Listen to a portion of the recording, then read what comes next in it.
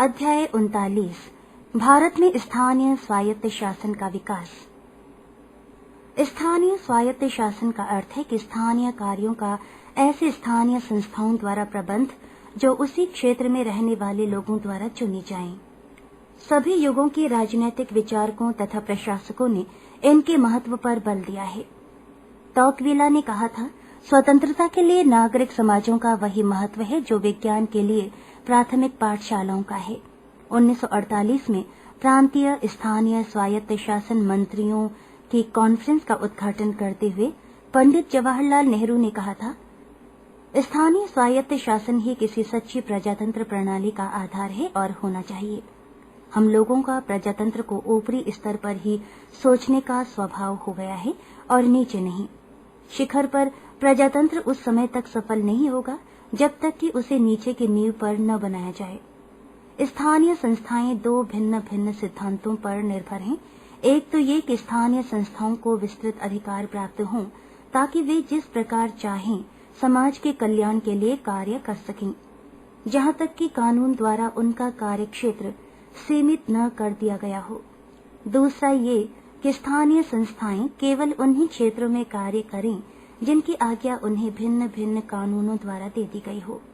Germany में पहला सिद्धांत लागू है और अमेरिका तथा इंग्लैंड में दूसरा। भारत में भी इंग्लैंड के सिद्धांतों पर ही स्थानीय संस्थाओं का विकास हुआ। प्रारंभिक इतिहास। वैसे तो स्थानीय शासन भारत में मौर्य काल से प्रचलित है, परंतु जिस रूप में आज हम लोग इसका उल्लेख करते हैं वो वास्तव में अंग्रेजों की ही देन है। पहली बार स्थानीय संस्थाएं प्रेसिडेंसी नगरों में अस्तित्व में आईं। 1687 में बोर्ड ऑफ डायरेक्टर्स ने मद्रास में नगर निगम बनाने की अनुमति दी। इस संस्था में अंग्रेज और भारतीय सम्मिलित थे और इन्हें एक श्रेणी मंडप, एक जेल, एक पाठशाला जाने वाले प्रयोजनों के निर्माण के लिए कर लगाने की अनुमति दी गई। क्योंकि ऐसी कोई योजना सन्मुख नहीं थी, इसलिए महापौर ने चोंगे लगाने की अनुमति मांगी ताकि सफाई के लिए व्यय करने का प्रबंध हो सके। 1726 में महापौर के न्यायालय की स्थापना की गई, परंतु महापौर का कार्य अधिकतर न्यायिक था। इस प्रकार के महापौर के न्यायालय बम्बई और कलकत्ता में भी स्थापित किए गए। 1793 के चार्टर एक्ट से नागरिक संस्थाओं को वैधानिक आधार मिल गया। गवर्नर जनरल को प्रेसिडेंसी नगरों में शांति अधिकारी नियुक्त करने का अधिकार मिल गया। इन शांति अधिकारियों को मकानों पर कर लगाने का अधिकार दिया गया, जिससे पुलिस, सफाई और सड़कों की मरम्मत का व्यय चल सके। और इन नगरों में किराए अथवा भाटक राशि का 5% गृह कर के रूप में लगा दिया गया।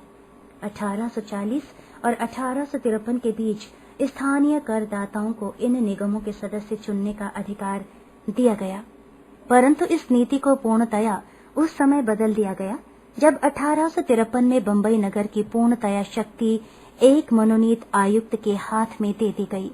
पृष्ठ 361। कलकत्ता और मद्रास में भी यही किया गया। 1872, 1876 और 1878 में इन निगमों में निर्वाचन तत्वों को लाने का प्रयत्न किया गया।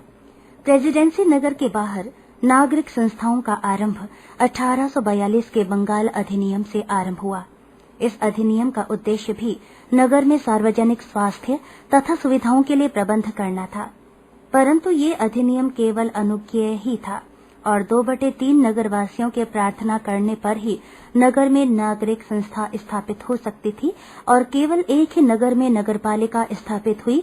और यहाँ भी जब नगर आयुक्त ने प्रत्यक्ष कर लगाने अथवा वसूल करने का प्रयत्न किया तो उस पर अनधिकार प्रवेश के लिए मुकदमे चला दिए गए। 1850 में ये अधिनियम समस्त ब्रिटिश प्रदेश में लगा दिया गया और नगरपालिकाओं को अप्रत्यक्ष कर लगाने की अनुमति दे दी गई।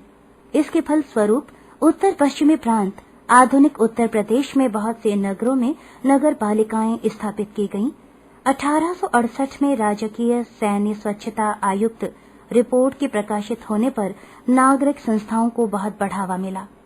यद्यपि ये रिपोर्ट मुख्यतः सेना से संबंधित थी, परंतु इसने सरकार का ध्यान नगरों में अस्वच्छता की ओर आकर्षित किया। परिणाम स्वरूप बहुत से नगरों में नगरपालिकाएं स्थापित की गईं। पंजाब तथा मध्य प्रांत में निर्वाचित तत्व भी सम्मिलित किए गए। ग्राम क्षेत्रों में इसी प्रकार की स्थानीय संस्थाओं का विकास हो रहा था। सिंध प्रशासन ने स्थानीय संस्थाओं को भूमि कर तथा मुद्रांकन शुल्क पर 6 सही 1/2% का अतिरिक्त उपकर लगाने का अधिकार दिया। मद्रास तथा बंबई में भी इस प्रकार की व्यवस्था की गई। 1866 में मद्रास सरकार ने सड़क उपकर के रूप में भूमि कर पर 3 सही 1/2% उपकर की अनुमति दी। बंबई सरकार ने 1869 के अधिनियम द्वारा प्रत्येक जिले में एक स्थानीय निधि समिति बनाने की व्यवस्था की, जिसका अध्यक्ष जिला कलेक्टर होता था। ये समितियां कुछ उपकर लगाती थीं और सार्वजनिक स्वास्थ्य, शिक्षा तथा अन्य स्थानीय आवश्यकताओं की देखभाल करती थीं। 1870 का मेयो का प्रस्ताव। भारतीय परिषद अधिनियम 1861 द्वारा वैधानिक विकेंद्रीकरण की नीति आरंभ की गई और मेयो का 1870 का वित्तीय विकेंद्रीकरण का प्रस्ताव उसका प्राकृतिक परिणाम था। इस प्रस्ताव के द्वारा कुछ विभागों का, जिसमें शिक्षा, स्वास्थ्य सेवाएं तथा सड़कें भी थीं, नियंत्रण प्रांतीय सरकारों को दे दिया गया। इसी के फलस्वरूप स्थानीय वित्त का प्रारंभ हुआ। प्रांतीय सरकारों को अपने बजट को संतुलित करने के लिए स्थानीय कर लगाने की अनुमति दी गई और शेष धन केंद्रीय कोष से मिलता था। इस प्रस्ताव में यह सुझाव था कि स्थानीय स्वायत्त शासन को दृढ़ बनाया जाए और इस उद्देश्य से नगरपालिकाओं का विकास किया जाए और इनमें यूरोपीय तथा भारतीय लोगों का अधिक सहयोग प्राप्त किया जाए। भिन्न भिन्न प्रांतीय सरकारों ने इस उद्देश्य की पूर्ति के लिए नगरपालिका अधिनियम बनाए। 1871 के बंगाल जिला बोर्ड उपकर अधिनियम द्वारा बंगाल के ग्रामीण क्षेत्र में स्थानीय स्वायत्त शासन लाने का प्रथम प्रयत्न किया गया। इसी प्रकार के अधिनियम पंजाब, मद्रास तथा उत्तर पश्चिमी प्रांत, आधुनिक यूपी में भी पारित किए गए। 1882 का रिपन का प्रस्ताव। रिपन के वायसराय काल में लगभग सभी क्षेत्रों में उदारवादी नीति अपनाई गई। 1882 का प्रस्ताव स्थानीय स्वायत्त शासन के विकास में विशेष महत्वपूर्ण घटना थी। 1870 के प्रस्ताव की समीक्षा करते हुए सरकार ने इस बात पर संतोष प्रकट किया कि स्थानीय उपकरों से बहुत सा धन संस्थाओं को दे दिया गया और नगर पालिकाओं की संख्या बढ़ गई है। परंतु इस विकास में असमानताओं को समाप्त करने की भावना से रिपन की सरकार ने ये सुझाव दिया कि प्रांतीय सरकारें स्थानीय संस्थाओं की ओर वही वित्तीय विकेंद्रीकरण की नीति अपनाएं जो लॉर्ड मेयो की सरकार ने आरंभ की थी। पृष्ठ 362। प्रांतीय सरकारों को आज्ञा हुई कि वे प्रांतीय, स्थानीय तथा नागरिक वित्तीय साधनों का एक सर्वेक्षण करें ताकि ये निश्चय किया जा सके: 1. किन किन मदों की आय व्यय स्थानीय प्रशासन के सुपुर्द की जाए। 2. किन किन मदों का पुनर्विभाजन आवश्यक है। 3.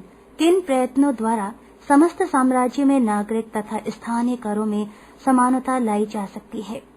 इस विषय में प्रांतीय सरकारों से विस्तृत रिपोर्ट मिलने पर केंद्रीय सरकार ने 1882 में एक प्रस्ताव पारित किया, जिससे भारत में स्थानीय स्वायत्त शासन का प्रभावकारी आरंभ हुआ। स्थानीय संस्थाओं के विकास का केवल इसलिए समर्थन नहीं किया गया कि उससे प्रशासन में सुधार होगा, अपितु इसलिए कि ये लोगों की राजनीतिक और लोकप्रिय शिक्षा का साधन था। स्थानीय बोर्डों को निश्चित कार्य तथा निश्चित आय के साधन दिए गए। ग्रामीण क्षेत्रों के लिए तालुका बोर्ड अथवा जिला बोर्ड बनाए गए। इनमें जनता द्वारा निर्वाचित गैर सरकारी सदस्यों का बहुमत होता था। सरकारी हस्तक्षेप न्यूनतम होता था और वो भी केवल स्थानीय संस्थाओं के कार्य की समीक्षा तथा संशोधन के लिए, न कि नीति निर्धारण के लिए। परंतु ऋण लेना, नागरिक संपत्ति का हस्तांतरण करना, नए कर लगाना, एक विशेष राशि से अधिक व्यय करने की योजनाओं की अनुमति लेना, नियम तथा उपनियम इत्यादि बनाने में सरकारी अनुमति आवश्यक थी। इस प्रस्ताव के अनुसरण के लिए 1883 और 1885 के बीच कई अधिनियम पारित किए गए, जिससे भारत में नागरिक संस्थाओं का संविधान, शक्तियां तथा कार्य क्षेत्र परिवर्तित कर दिया गया। दुर्भाग्य से नौकरशाही भारतीयों को स्वायत्त शासन के योग्य नहीं समझती थी। लॉर्ड कर्जन ने सभी उदारवादी नीतियों का विरोध किया और स्थानीय संस्थाओं पर सरकारी नियंत्रण बढ़ा दिया। 1908 के विकेंद्रीकरण आयोग की रिपोर्ट, विकेंद्रीकरण के लिए राजकीय आयोग की रिपोर्ट ने स्थानीय स्वायत्त शासन के प्रत्येक क्षेत्र के विषय में महत्वपूर्ण सिफारिशें की। आज भी ये रिपोर्ट राज्य सरकारों के लिए मार्गदर्शक के रूप में कार्य करती है। आयोग ने निर्देशित किया कि स्थानीय संस्थाओं के प्रभावशाली ढंग से कार्य करने में धन का अभाव ही प्रमुख बाधा है।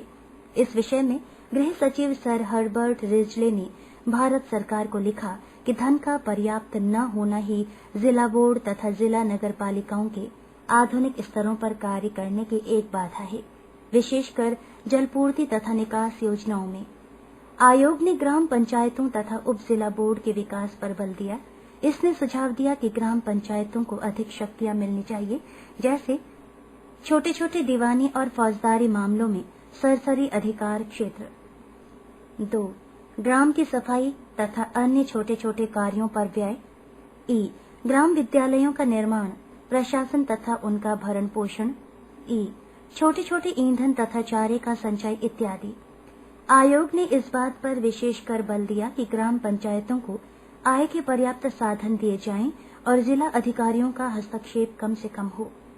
आयोग ने उपजिला बोर्डों के महत्व पर विशेष बल दिया और ये सिफारिश की कि ये प्रत्येक तालुका अथवा तहसील में स्थापित किए जाएं और इनको ग्रामीण बोर्डों के प्रशासन का मुख्य साधन बनाया जाए। इनको जिला बोर्डों के अधीन रखने की योजना नहीं थी, अपितु जिला तथा उपजिला बोर्डों के क्षेत्र पूर्णतया भिन्न होने थे। नगरपालिकाओं के विषय में सिफारिश ये थी कि उनकी कर लगाने की शक्तियों पर कोई नियंत्रण न लगाया जाए, परंतु उन्हें जलपूर्ति अथवा निकासी की योजनाओं को छोड़कर अन्य किसी उद्देश्य के लिए प्रांतीय सरकार से सहायता नहीं मिलनी चाहिए। ये भी सुझाव था कि योजनाओं को छोड़कर अन्य किसी उद्देश्य के लिए प्रांतीय सरकार से सहायता नहीं मिलनी चाहिए। ये भी सुझाव था कि नगरपालिकाओं को प्राथमिक और यदि वे चाहें तो मिडिल विद्यालयों के भरण पोषण का भार संभाल दिया जाए। सरकार को माध्यमिक शिक्षा, अस्पताल, अकाल सहायता, पुलिस तथा पशु चिकित्सा के कार्य से पूर्ण रूपेण मुक्ति दे दी जाए। 1915 के भारतीय सरकार के प्रस्तावों में विकेंद्रीकरण आयोग की सिफारिशों पर सरकार प्रतिक्रिया प्रतिपादित की गई। प्रस्ताव में नए करों का सुझाव अस्वीकार कर दिया गया और आयोग के सुझाव केवल कागजी कार्यवाही ही बने रहे। पृष्ठ 363। मई 1918 का प्रस्ताव। 20 अगस्त 1917 को ब्रिटिश सरकार ने ये घोषणा की कि भारत में संवैधानिक सुझावों का उद्देश्य उत्तरदायी सरकार बनाना है और इसलिए प्रथम प्रयत्न स्थानीय स्वायत्त शासन के क्षेत्र में ही था। मांडफोर्ड रिपोर्ट में सुझाव था कि जहां तक संभव हो सके स्थानीय संस्थाओं में पूर्ण लोकप्रिय नियंत्रण हो और उन्हें बाहरी नियंत्रण से अधिकतम स्वतंत्रता हो। 16 मई 1918 के भारत सरकार के प्रस्ताव में 20 अगस्त 1917 की घोषणा के प्रकाश में समस्त प्रश्न की समीक्षा की गई और ये कहा गया कि जहां तक हो सके इन संस्थाओं को प्रतिनिधि संस्थान बना दिया जाए और उनका अधिकार जिस भी क्षेत्र में हो, वास्तविक हो, नाम मात्र नहीं। उन पर नियंत्रण कम से कम हो और उन्हें गलतियों से सीखने दिया जाए। विकेंद्रीकरण आयोग द्वारा सुझावों को उन्होंने पृष्ठांकित किया और नगरपालिकाओं को कर लगाने के मामले में अधिक अधिकार दे दिए गए। ग्राम